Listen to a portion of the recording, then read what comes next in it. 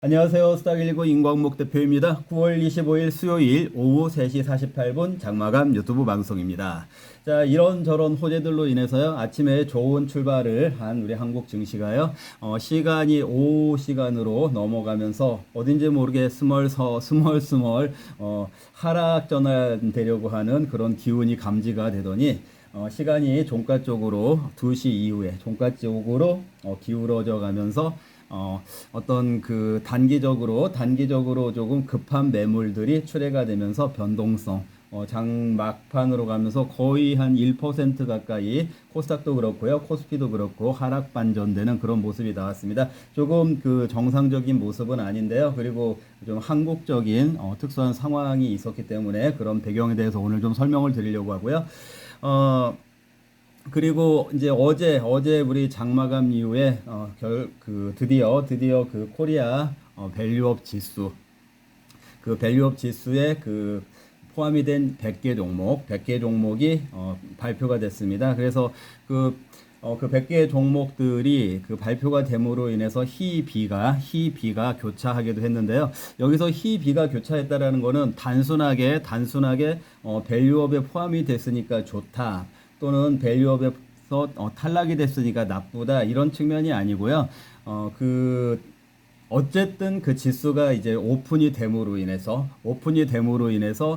그게 이번에 채택이 됐던지 또는 탈락이 됐던지 간에 오히려 채택이 된 것이 공개됨으로 인해서 오히려 이제 주가 하락이 시작되는 그런 모습도 있기 때문에 단순하게 채택이면 좋은 거고 탈락이면 나쁜 거다, 이런 관점에서 희비가 교차했다, 그런 의미가 아니고요. 어쨌든 그 밸류업 지수가 공개가 됨으로 인해서 어떤 성격에 있어서는 그 이제 재료가 노출이 되는 그런 종목들에게는 주가가 하락하게 되는 그런 형태로, 또 의외로 의외성을 가지고 이 종목이 이렇게 그 K 밸류업에 들어갈 수가 있는 종목이었어 하면서 새롭게 부상이 또는 부각이 되는 그런 종목들은 어떻게 보면은 그 희비 중에 희에 해당되는 그런 그 상황이 전개됐다고 할 수가 있습니다. 그런데 전반적으로 시장이 이렇게 희비가 교차하는 가운데서 전체적으로 시장이 오늘 하락을 한 부분은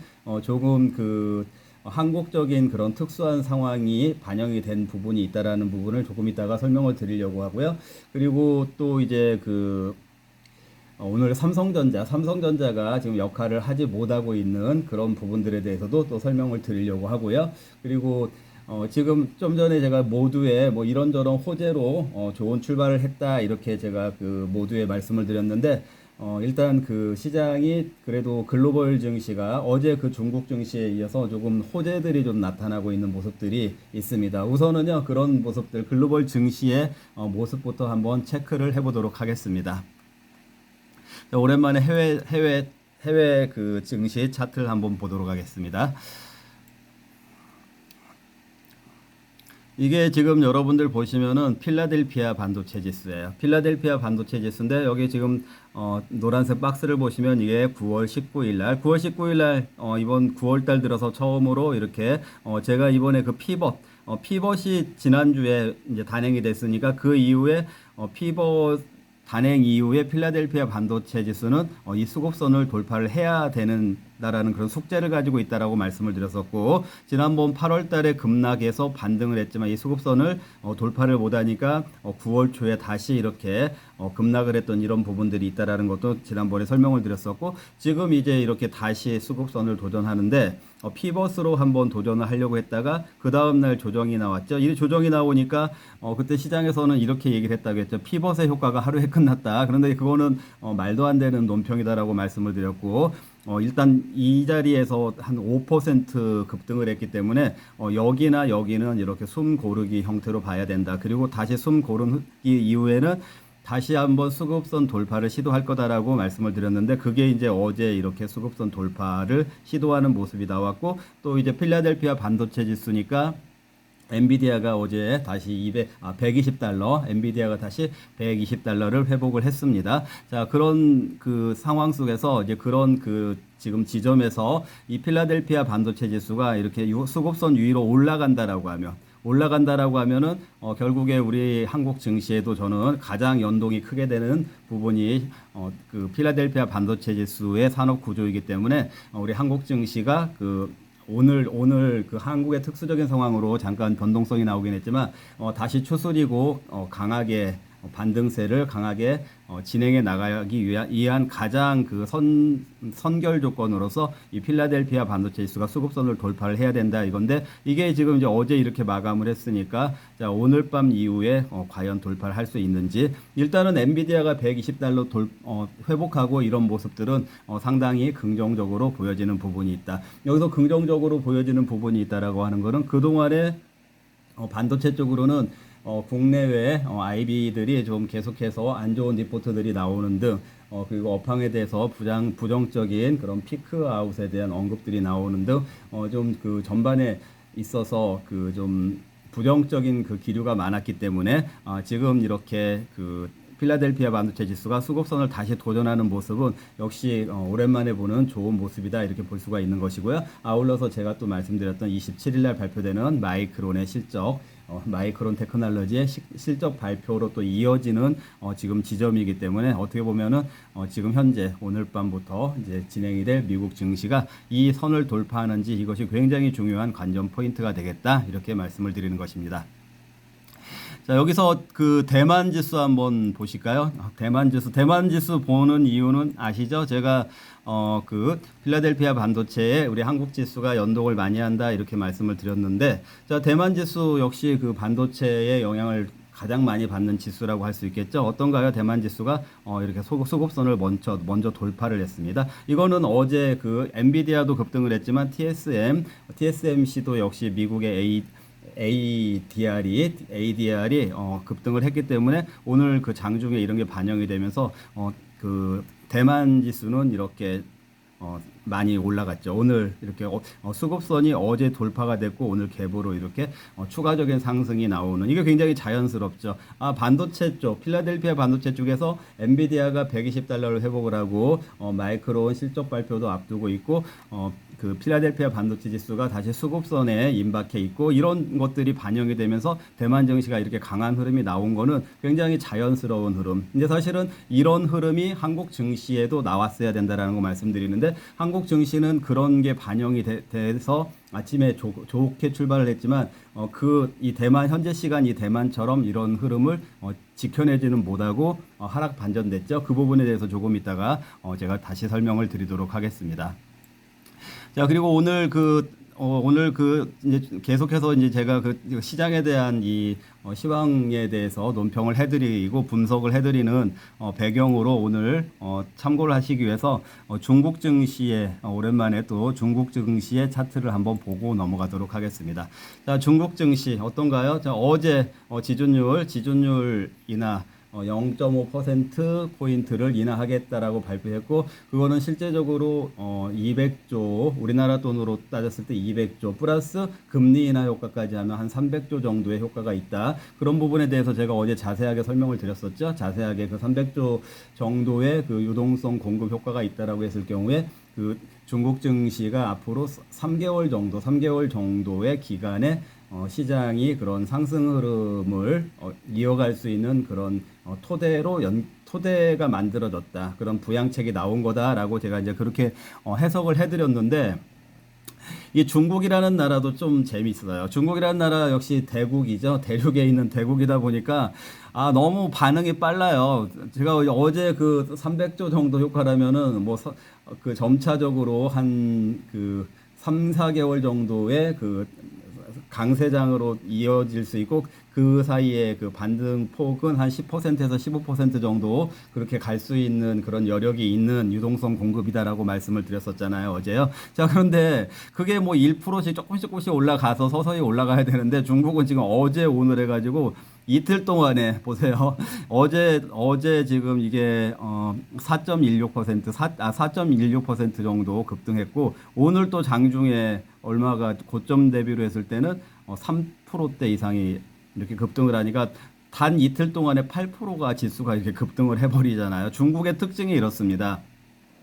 이렇게 되다 보니까 이제 일차적으로 단기에 너무 중국이 급등을 하면서 여기 위에 있는 경기선 이제 경기 부양을 하겠다고 했으니까 이 경기선을 결국에 돌파를 해야 되는데 일단 이 그 경기선까지 벌써 이제 다다라 버렸잖아요. 그러니까 어떻게 보면 그 유동성 공급에 대한 기대감의 효과가 단 이틀 만에 거의 이 경기선까지 도달하는 굉장히 빠른 속도로 이렇게 해버리는 모습이 나오니까 그러다 보니까 오늘 이렇게 이제 이 고점에서 이 꼬리가 만들어지는 모습이 나오니까 이제 한국 증시도 이게 계속해서 치고 나가지는 이틀 만에 너무 급하게 올라오니까 여기 기준으로 해서는 이렇게 꼬리가 만들어진 거는 여기 기준으로는 요만큼 조정을 받은 거잖아요. 그러다 보니까 이런 부분들도 한국 증시에 시간이 갈수록 오후에 한국 증시가 좀 밀리는 쪽으로 영향을 주었다. 그러니까 이 중국 증시는 어제 발표한 부양의 효과가 너무 급하게 단 이틀 만에 8% 지수가 이렇게 급등하는 거는 이제 중국이라는 나라에서나 가능한 현상이거든요. 자, 홍콩도 한번 볼까요? 홍콩 한번 보겠습니다. 홍콩 시장에도 중국 주식들이 많이 상장이 돼 있다고 했죠. 자, 홍콩은 어떤가요? 이렇게 오늘 급하게 올라가 버렸죠. 지금 얼마나 상승을 한 거냐면요. 이거를 주봉으로 보시면은 거의 올해 고점, 5월 달에 있었던 고점하고 이번 주에 비슷해졌어요. 그러니까 홍콩 증시가 또 한 2주 동안에 얼마나 급하게 올랐습니까? 이런 부분들이 사실은 올라갈 때도 좀 차근차근 올라가는 게 좋고 그런데 이게 올라갈 때 떨어질 때처럼 급하게 올라가게 되면 조금 불안정한 그런 부분들이 있잖아요. 그런데 지금 어제 그 중국발 호재는 이렇게 홍콩에서도 그리고 중국에서도 좀 급하게 반영이 되는 모습이 있다. 물론 이제 중국 증시 같은 경우에는 단기에 한 3개월 동안의 낙폭이 굉장히 컸다라는 그런 이유도 있긴 하겠지만요. 자, 어쨌든 이런 제가 지금 중국 증시 상황, 그다음 홍콩 증시 상황, 그리고 필라델피아 반도체 지수와 연동한 대만 증시 상황, 이거에 대해서 일단 차트를 먼저 보여드렸고, 자, 이것을 이제 이 차트가 이렇게 움직였구나, 이걸 생각을 하시면서 이제 한국 증시를 한번 점검을 해보도록 하겠습니다. 자, 오늘 일단 밸류업 지수에 대표적으로 어떤 종목들이 들어갔는지 한번 제가 대표적인 종목들, 이거 머니투데이에 있는 자료를 좀 가져왔습니다. 머니투데이. 자, 그런데 이제 이 머니투데이에 이제 이 자료들 보니까 사실 밸류업이 올해 1월 말에 처음 얘기가 나오기 시작했잖아요. 그러다 보니까 그 사이에 뭐 올랐다가 떨어지고 이렇게 했기 때문에 이게 이제 어제 날짜 기준으로 봤을 때 어제 이제 우리 장마감 한 이후에 밸류업 그 지수 구성 종목이 발표가 됐으니까 어제 장마감 기준으로 봤을 때 삼성전자 뭐 연초 대비로 오히려 마이너스 21% 이렇게 하락한 상태. 포스코 같은 경우, 포스코 DX는 더 반토막이 나 있죠. 자, 그런 반면에 그 밸류업이 아니었다고 하더라도 방산의 대표 대장주라고 할 수 있는 하나 에어로스페이스는 이렇게 지금 올해 대비로 124% 수익률이 나고 있는데 이게 사실은 하나 에어로스페이스 같은 경우에는 밸류업 때문에 올라갔다고 하기는 어렵죠. 방산 수출 때문에 올라갔다라고 볼 수 있는 거고. 자, 이렇게 보면 지금 여러분들이 직접적으로 볼 때도 밸류업이 계속 이슈가 됐음에도 불구하고 그 상승세를 계속 유지하지 못한 종목들, 오히려 연초 대비로 하락이 많이 발생한 종목들도 꽤 있구나, 이것을 여러분들이 일단은 확인을 할 수가 있겠죠. 자, 이런 모습에서 일단은 밸류업 이것이 어떤 그 만병통치약, 주가를 올리는 만병통치약은 아니구나, 밸류업이라고 해가지고 모든 종목이 다 올라갈 수 있는 것은 아니구나, 이런 전제는 여러분들이 그 연초 대비 주가 변동률을 가지고 좀 일단은 그런 인지는 하셔야 된다라는 것이죠. 자, 그리고 지금 보시면은 여기 신한지주가 43% 올랐잖아요. 그렇죠? 그리고 이제 이 메리츠 금융도 그렇고 우리금융도 그렇고, 자, 이렇게 그 금융주들이 일단 많이 올랐던 이런 부분들. 자, 그래서 아까 제가 희비가 교차했다 이렇게 말씀을 드렸는데 여기 한번 보시면은요, 은행주들 좀 전에 보여드렸던 은행주들은 제가 밸류업 지수가 발표되기 전에도 지난주에도 계속 말씀드렸었죠. 오히려 밸류업 지수가 발표가 되고 나면은 은행주들 빠질 거다라고 말씀드렸잖아요. 맞죠? 오늘 은행주들 많이 빠졌어요. 첫째는 잘 들으세요. 첫째는 KB금융하고 하나금융지주 같은 경우에는 탈락했기 때문에 빠졌어요. 이번에 밸류업 지수에 당연히 들어갈 줄 알았는데 탈락이 됐기 때문에 빠졌고, 그리고 신한지주나 우리금융지주 같은 경우에는 그 들어갔지만 밸류업 지수에 채택이 됐지만 또 빠졌어요. 자, 그러니까 은행주들은 밸류업 지수가 채택이 됐던지 탈락을 했던지 다 오늘 굉장히 뭐 한 4% 평균적으로 한 4% 정도 빠졌는데 왜 이런 현상이 벌어지는 것이냐면은요.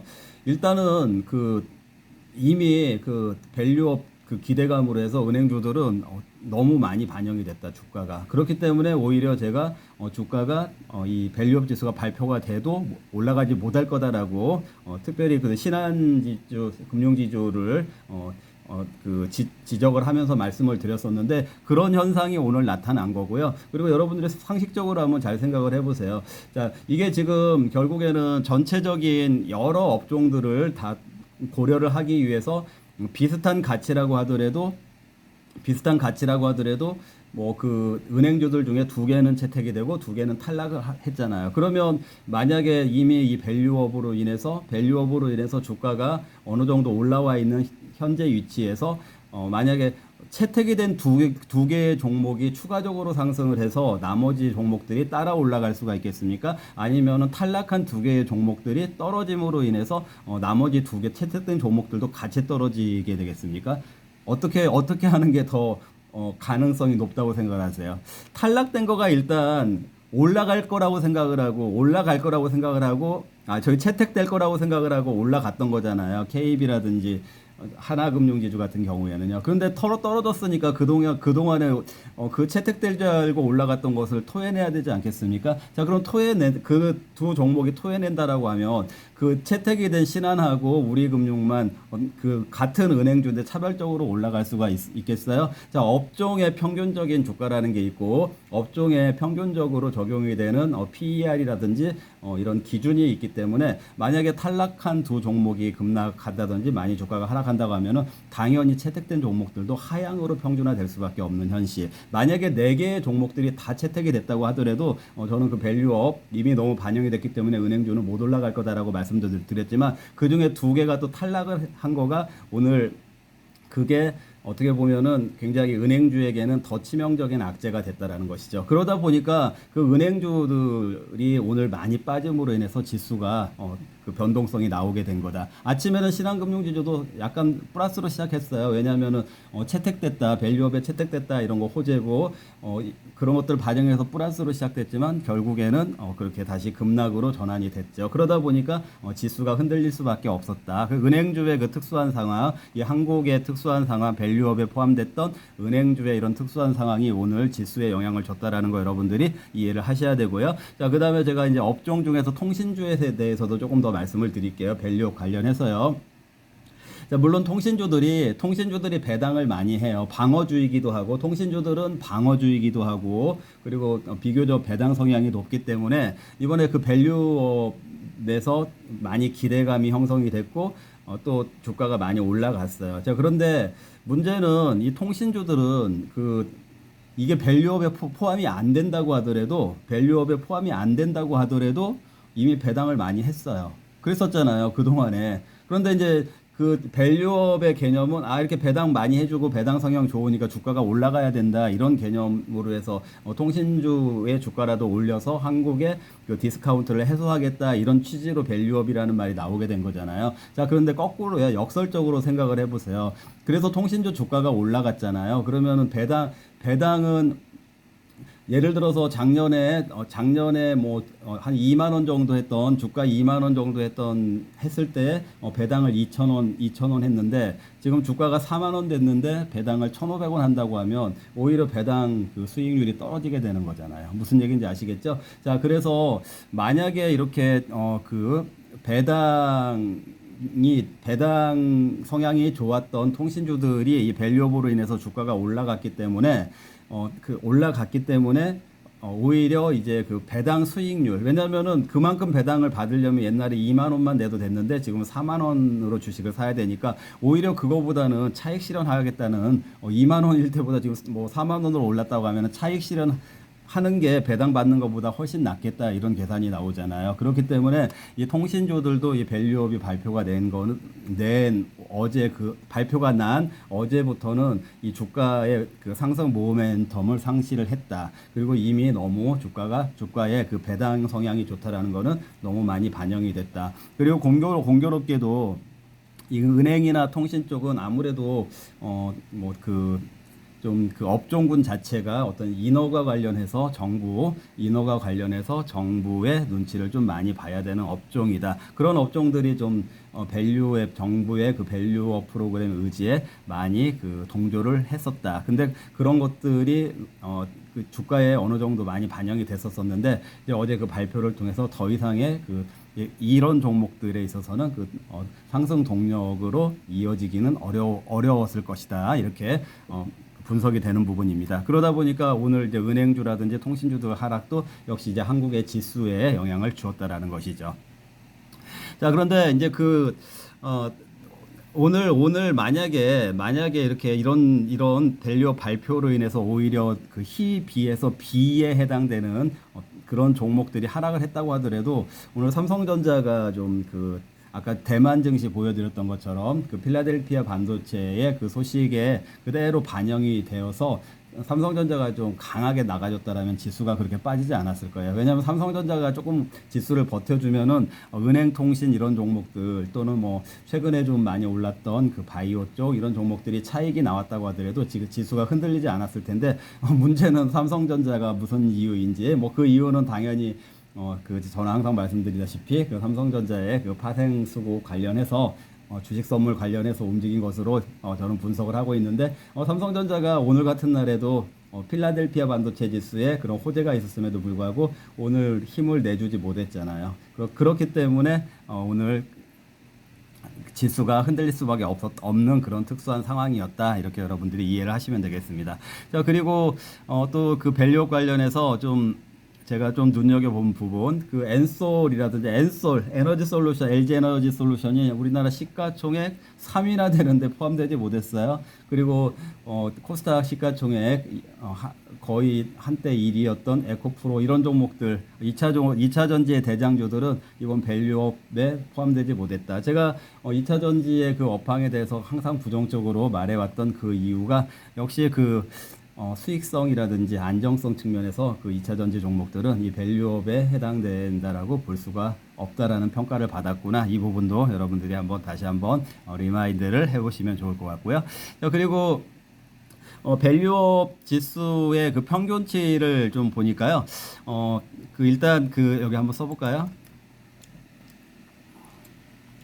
제가 PBR 얘기 많이 했었었죠. 그 PBR 종목들이 그 수혜를 입을 거다 이런 얘기 많이 했었었고 이거는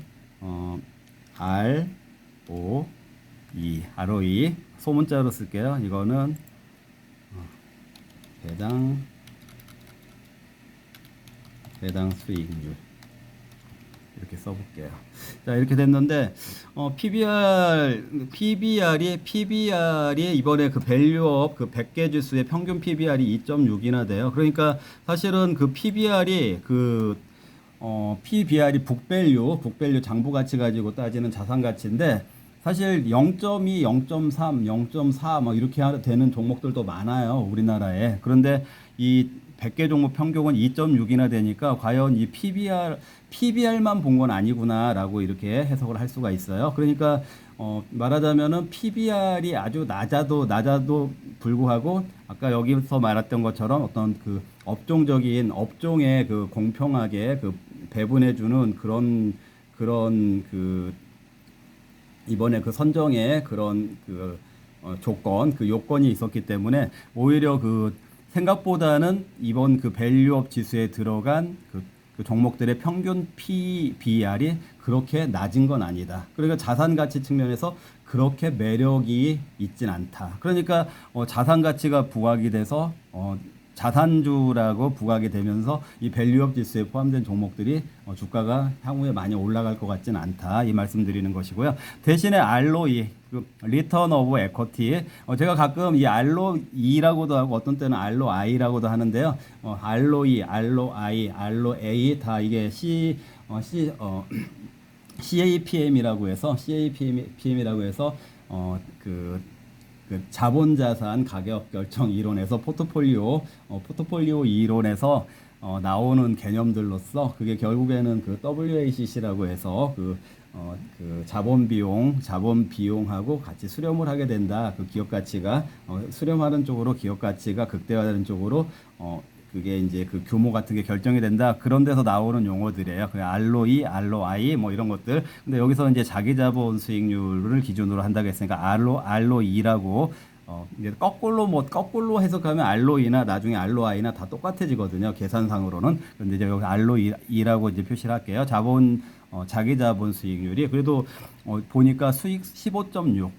대략적으로 코스피가 아마 10%가 안 될 거예요. 전체 ROE가 한 9%대 정도 될 것 같은데 그래도 이번에 15.6%이 100개 종목들은 그러니까 자산 가치보다는 수익 가치에 좀 더 비중을 더 둔 것 같아요. 이번에 종목 선정할 때. 그리고 배당은 한 2.2%인데 이거는 뭐 그냥 일반적인 코스피 전체 배당 수익률하고 별 차이가 없어요. 그러니까 이번에는 어떻게 보면 의외로 이 밸류업 지수에 포함이 된 종목들이 좀 수익 가치가 좀 괜찮은 종목들. 수익 가치 어쨌거나 수익이 좀 나야 그 수익이 나야 그걸 가지고 배당을 하든지 뭐 자사주를 소각을 하든지 이런 것들이 가능하니까. 그리고 최근에 그 배당이나 자사주 소각을 했던 그 이력이 있는 종목들만 선정이 됐고 또 최근에 몇 년 동안에 적자가 났던 그런 종목들은 배제가 되고 이런 원칙들도 적용이 된 것으로 알고 있습니다. 자, 이런 기준으로 수익 가치가 좀 좋은 종목들을 선정을 많이 했구나 이렇게 여러분들이 알아두시면 좋을 것 같고요. 자, 그리고 이제 그 100개 종목들 중에 좀 개별 종목들 중에 좀 고개가 갸우뚱해지는 종목이 있어요. 들어갔는데 예를 들어서 저는 한진칼 같은 종목은 한진칼은 그 대한항공이라고 볼 수가 있겠죠. 대한항공 그 이제 지주회사라고 볼 수가 있는데 이 종목은 보니까 이게 그 밸류업하고 사실은 ESG 경영하고 꼭 같은 건 아니잖아요. 꼭 같은 건 아닌데 이게 지금 그 한진칼이 사실은 그 ESG 경영 측면에서 보면 뭐 그 땅콩 해양 이런 것들도 있었었고 뭐 기업 이미지가 썩 좋은 것 같진 않은데 그런데 이제 뭐 나름대로 이제 그 이후에 그때 조양호 회장님 돌아가시고 뭐 그 이후에 나름대로 그 지속 가능 보고서 같은 거를 좀 성실하게 낸다라든지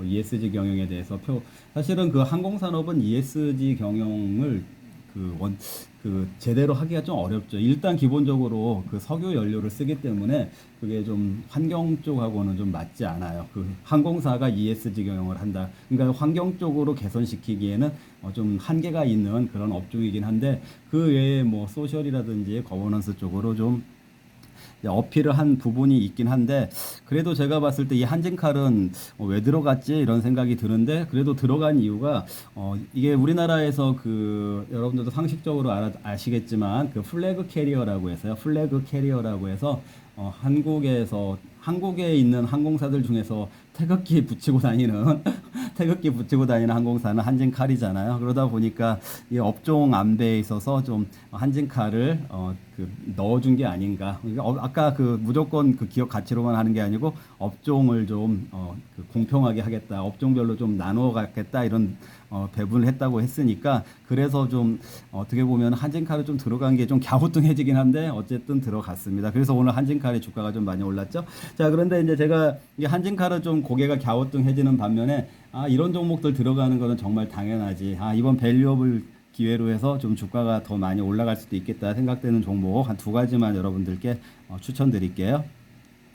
일단 코스피 쪽에서는요, 제가 봤을 때는 LX 세미콘 괜찮은 것 같아요. 반도체 시스템 반도체이고 LG에서 나온 계열이죠.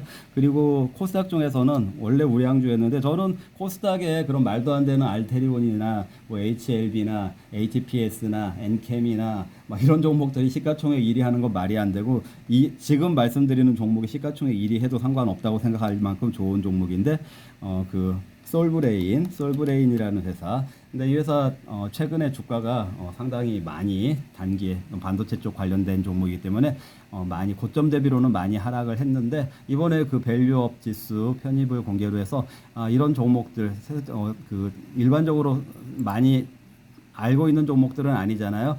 그러니까 이렇게 새롭게 조명이 되면서 좀 주가의 호재로 앞으로 좀 중장기적으로 좀 많은 사람들에게 조명이 될 수 있겠구나. 저는 이런 생각을 해봤습니다. 제가 괜찮게 보는 종목으로 코스피의 LX세미콘, 그다음 코스닥의 솔브레인 추천까지 해드렸으니까요. 여러분들도 중장기 관점으로 이 밸류업에 포함된 종목들 중에서 이 두 종목은 앞으로 좀 전망이 좋아 보여요. 주가 전망이. 그러니까 뭐 좀 조정 같은 게 있다라고 하면, 눌림 같은 게 있다라고 하면 여러분들 한번 편입을 해보시면 좋을 것 같습니다.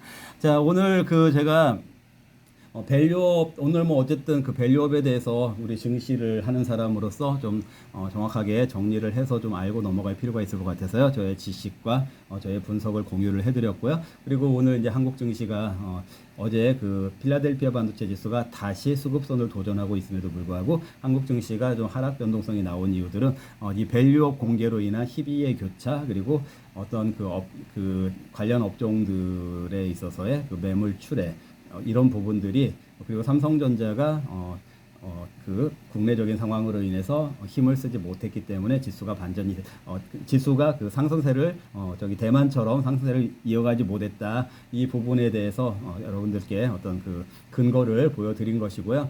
제 생각은 만약에 이제 그 수급선 필라델피아 반도체 지수가 수급선이 회복이 된다라고 하면은 이제 삼성전자도 더 이상 누르기는 좀 어렵지 않을까. 어쨌거나 우리 한국 증시는 삼성전자가 움직여야 지수가 올라갈 수 있으니까요. 아까 대만 증시 지수 올라간 것처럼 한번 그리고 중국, 홍콩이 지준율 그리고 유동성 공급 호재로 해서 어쨌든 단 이틀 만에 많은 회복이 있었으니까 그 평균적으로 키높이를 위해서라도 한국 증시는 좀 더 상승 쪽으로 다시 추스려 갈 것으로 보여진다. 다만 이번에 밸류업 공개로 인해서 오히려 수급적으로 안 좋게 작용하는 종목들이 있으니까 그런 종목들은 편입해서 제외를 하는 것이 좋다. 여기까지 여러분들이 참고를 하시면 되겠습니다. 네, 오늘 여기서 마무리하고요. 내일 뵙도록 하겠습니다. 네, 시청해 주셔서 감사합니다.